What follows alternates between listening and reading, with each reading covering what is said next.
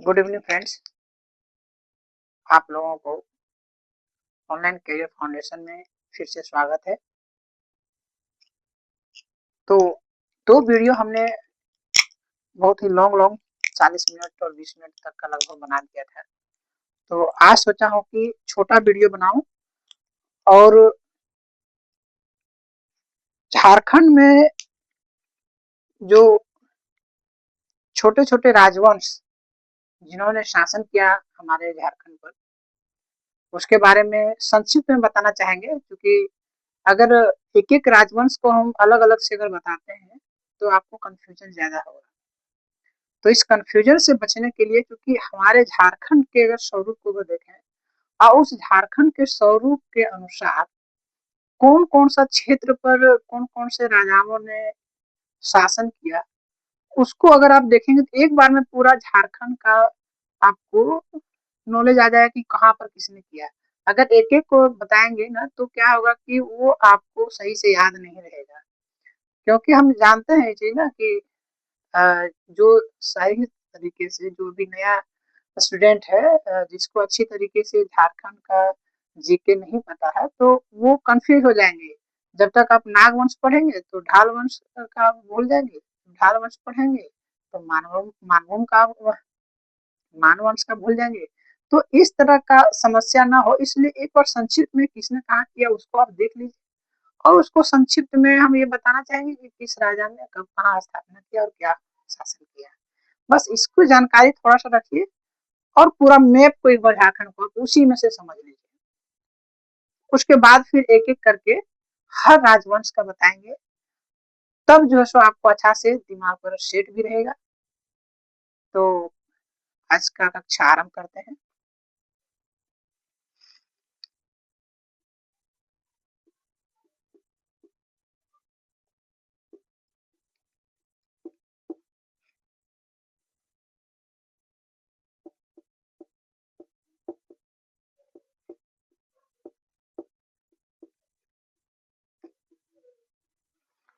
छोटे छोटे राजवंश है ना, जैसे हम अगर कहें तो नागवंश, इसने कहाँ कहाँ किया? रांची जिला और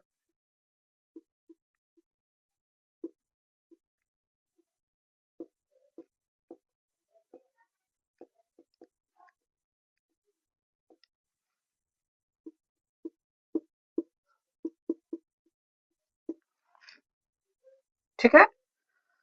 दूसरा जो है हम कहेंगे सिंह वंश।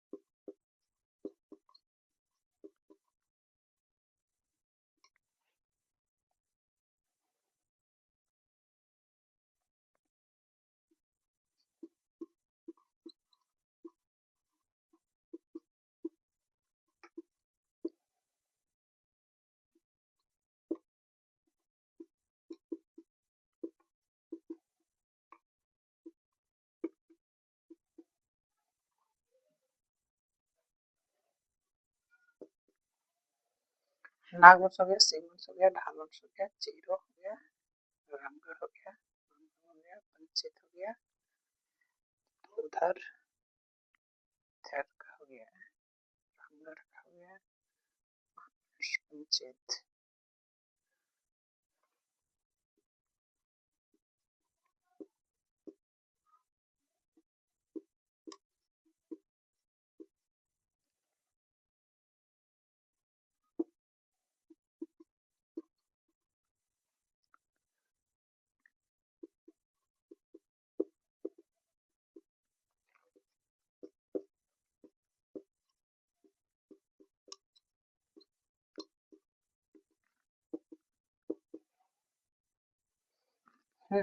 तो ये देखिए, आज जो हम बताना चाह रहे हैं उसमें झारखंड के छोटे-छोटे राजवंश जो हमारे झारखंड पर कुछ दिनों तक जो शासन किया, नागवंश का शासन काल बहुत ही लंबा रहा, है ना?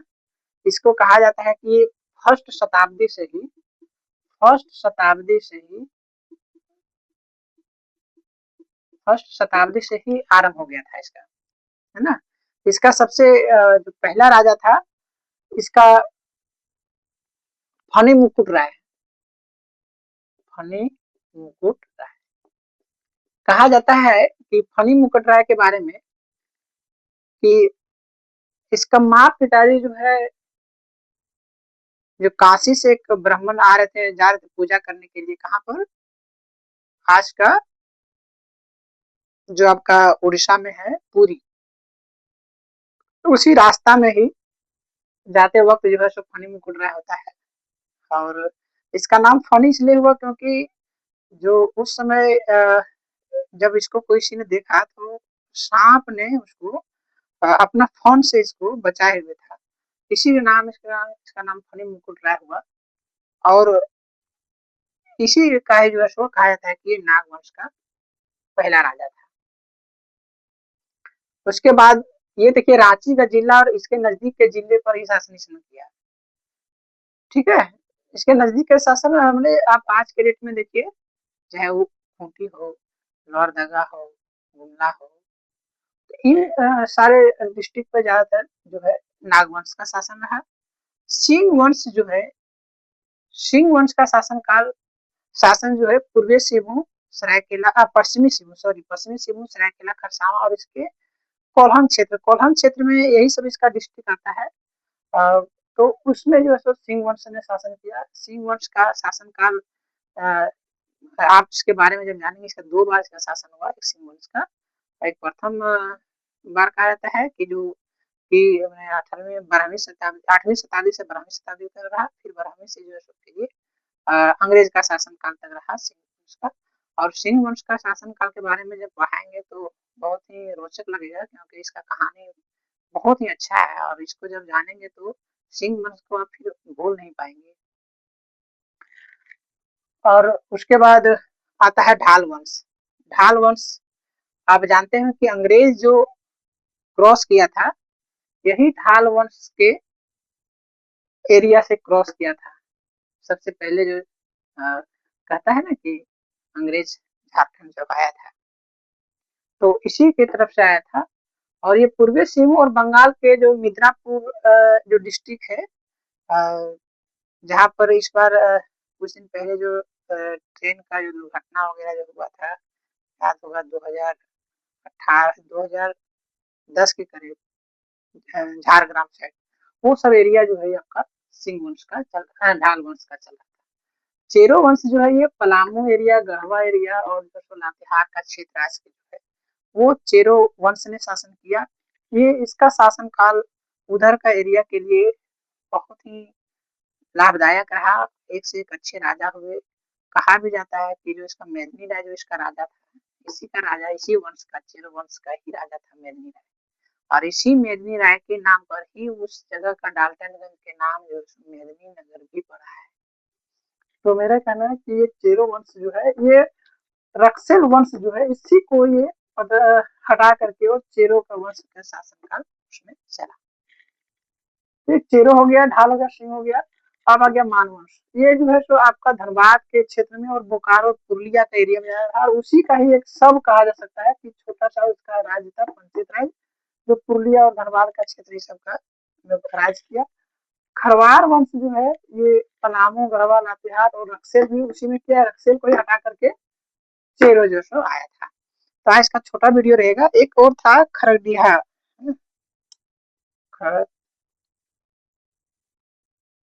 खरडीहा राज। ये मेनली गिरिडीह का क्षेत्र पर राज किया है ना। कहता है लोग कि गिरिडीह में है खरडीहा जगह, उसका ही मेन वहां पर शासन था खरडीहा राज का। लेकिन ये राजधनवार का एरिया ज्यादातर माना जाता है खरडीहा राज का जो मेन जो वहां पर इसका राजधानी था होगा खरडीहा राज का, वो राजधनवार के साइड में इसका था। तो ये इसका अपना जो राजवंश, छोटे छोटे जो लोकल राजवंश ने राज किया हमारे झारखंड पर, उसका था। तो शिव वंश का है ना, शिव वंश का जो सबसे पहला अगर संस्थापक अगर देखा जाए तो इसका विश्वनाथ सिंह था। कौन था? विश्वनाथ सिंह। विश्वनाथ सिंह है ना। और दूसरा बार जब इसका सिंह वंश का संस्थापक हुआ तो युधिष्ठिर हुआ। कंफ्यूज ज्यादा नहीं होइएगा, इसीलिए अभी हम थोड़ा थोड़ा ही बता रहे हैं, है ना। सिंह वंश का पहला विश्वनाथ, ये याद रखिए सिंह वंश जो है 2 बार में शासन किया है ना। एक बार विश्वनाथ सिंह के द्वारा हुआ, वो उसका पीढ़ी जब खत्म हो गया, फिर दूसरा पीढ़ी में जो है युधिष्ठिर इसका शासन चलाता है। नाग वंश के बारे में भी ये है कि इसका मदरा मुंडा को ही क्या कहते हैं, आदिवासी में कहता है कि जो सबसे पहले शासन के रूप में चलाना चाहा उसमें मुंडा जनजाति है ना। तो अगर अभी हम कहें ये कि सबसे बड़ा जनजाति हमारा झारखंड का कौन है, तो आप कहेंगे कि संथाल है ना। संथाल का ज्यादातर एरिया किस एरिया में है? संथाल परगना में है। लेकिन आपको ये भी रखना हो कि संथाल जनजाति जो है सबसे बाद में आने वाला जनजाति है, क्योंकि उसको अंग्रेज ने लाया उसको संथाल परगना में। तो यहाँ पर हम यही भी कहना चाहेंगे कि थोड़ा उसमें और थोड़ा ये कर दे रहे हैं कि संथाल परगना में अभी कितने डिस्ट्रिक्ट हैं। अगर कोई पूछते कि संथाल परगना में कितने डिस्ट्रिक्ट हैं, तो संथाल का आपका गिरिडीह के बाद जितना भी उधर आपको नजर आ रहा है, चाहे वो देवघर हो, जामताड़ा हो, दुमका हो, गोड्डा हो, पाकुड़ हो, साहेबगंज, वो 6 डिस्ट्रिक्ट जितने भी है वो सब संथाल परगना का है। तो संथाल जनजाति जो है हमारा राज्य का सबसे बड़ा जनजाति आज के डेट में है, और वही सबसे बाद में आया। इसी कारण उसका नाम ही संथाल परगना है। तो मुंडा जनजाति ने सबसे पहले शासन का व्यवस्था साके, इसमें मदरा मुंडा उसका पहला राजा होता है। कौन होता है? मदरा मुंडा। और इसका राजधानी कहाँ होता है? सुतियाम्बे है ना, सुतियाम्बे होता है। सिंह वंश का बता दिए, विश्वनाथ, और उसके बाद युधिष्ठिर हुआ। ढाल वंश है ना। इसमें जो है इसका ज्यादातर ज्ञात नहीं मिलता है, लेकिन नीमू ढाल को जब इसका राजा बना दिया गया था ना, तभी वहां का लोग ने ये स्टार्ट कर दिया, झगड़ा स्टार्ट कर दिया, वहां विद्रोह स्टार्ट कर दिया। और उसी में जो है अंग्रेज ने बना दिया था ढाल वंश को खत्म करने के लिए। और तभी वहां पर विद्रोह रहता है, जो कि पहला हम लोग का अगर कहा जाए कि झारखंड का विद्रोह भी जो स्टार्ट होता है वो ढाल विद्रोह ही है। यही ढाल वंश के कारण ही वो विद्रोह स्टार्ट हुआ था। हाँ, ठीक है। उसके बाद आता है चेरो वंश। चेरो वंश को बोले ना कि रक्सेल वंश, जो ये एक तरीके के अपने को राजपुताना कहता था। रक्सेल वंश क्या करता है? राजपुताना, उन्हें राजपूत कहता था, है ना, कि हम राजपूत हैं। चेरो लोग भी वही कहता है, चेर भी खरवार भी वही कहता है कि हम अपने आप को राजपूत समझता है सब। और ये राजपुताना मतलब ये राजपुताना घराने का था, वही सब राज करता था। बाद में इसको जो है ढाल चेरो वंश ने इसको अपदस्थ कर दिया। रामगढ़ राज, ये रामगढ़ राज का जो इसका जो स्थापना करता है ना, इसका नाम क्या रहता है? बागदेव सिंह। क्या रहता है? बागदेव सिंह। याद रखिएगा, है ना, बाघ जैसा आदमी था, है ना, तभी ये रामगढ़ राज्य की स्थापना करता है। ये क्या करता है, नाग वंश का राजा जो था ना, उसको हेल्प किया था कुछ राज्य में जीतने के लिए। कौन सा राज्य को जीतने के लिए? कर्णपुरा। क्या जीतने के लिए? कर्णपुरा। आज यही कर्णपुरा के बारे में आप सुनते होंगे कि कर्णपुरा ही जो है सो हमारे झारखंड में सबसे ज्यादा कोयला का क्षेत्र है। उसी को उत्तरी कर्णपुरा और दक्षिणी कर्णपुरा में बांटा गया है ना।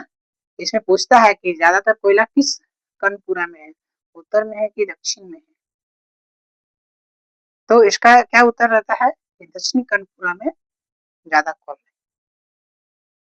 तो यही कर्णपुरा राज्य होगा जो कि आज के डेट में आपका बोकारो से लेकर के उधर चतरा तक का एरिया इसमें मिला हुआ रहता है। और इसका जीरो क्या कहते हैं, इसका रामगढ़ का कहाँ था? हजारीबाग, रामगढ़, चतरा और गिरिडीह का एरिया। अब कहेंगे हजारीबाग का, देखिए यहाँ पर थोड़ा सा हम ट्वीट कर रहे हैं, इसलिए करते हैं ना कि आप लोग को साथ ही जानकारी मिलता है। ऐसा नहीं कि सिर्फ हम इसको पढ़ रहे हैं तो नहीं। अब अगर पूछा हजारीबाग का स्थापना कब होता डिस्ट्रिक्ट के बारे में, 1972 में ही इसको स्थापना कर दिया था डिस्ट्रिक्ट का रूप में, है ना। अब इसका डिस्ट्रिक्ट बनने के बारे में भी हम अच्छा से डिटेल में बताएंगे कि हजारीबाग डिस्ट्रिक्ट भी पहले किस डिस्ट्रिक्ट में था, उसको कैसे यहाँ पर इसको किया, ये सब बताएंगे, है ना। तो मानवंश जो है राज धनबाद का क्षेत्र में इसने राज किया। बोकारो और पुरुलिया के आज के डेट में पंचायत राज पुरुलिया और धनबाद। अभी भी आप पंचायत वाला का जाइएगा ना, पंचायत डैम भी आप जानते ही हैं। पंचायत डैम किस पे है? दामोदर नदी पर है ना। कहाँ पर है? धनबाद, झारखंड का और बंगाल का जो बॉर्डर का एरिया है ना, वहीं पर इसका है। तो जैसे ही आप पंचायत डैम आप पार करिएगा धनबाद से, धनबाद से जैसे ही आप पार करिएगा आप पुरुलिया डिस्ट्रिक्ट घुसाइएगा, तो वो जितने भी एरिया है वो सारा एरिया पंचायत राज का ही क्षेत्र था। उधर भी ये सब कहा जाता है कि ये मानवंश का जो था ये लड़ाकू किस्म का था और बर्बर जाति इसको कहा जाता था, है ना। उसके बाद आपका रक्सैल हो गया। खरडीहा राज्य आपको पता है नहीं, गिरिडीह का क्षेत्र है, राजधनवार का एरिया को इसको कहते हैं। लेकिन मेनली हम लोग को लगता है कि गिरिडीह का एरिया में, तो गिरिडीह में बड़का खरडीहा करके जगह है, बड़की खरडीहा, उस एरिया को ही खरडीहा राज कहता होगा, लेकिन ये राजधनवार का क्षेत्र में कहा जाता है। ये था आपका राजवंश के बारे में। तो ये छोटा सा वीडियो आज हम बनाना चाहें फ्रेंड्स, और आप लोग से यही रिक्वेस्ट रहेगा कि अगर चैनल अच्छा लगा तो सब्सक्राइब जरूर कर दीजिएगा, जिससे कि हमें अभी मनोबल मेरा भी बढ़ा रहे और इस चैनल को आगे बढ़ाने में सहयोग करें। Thank you.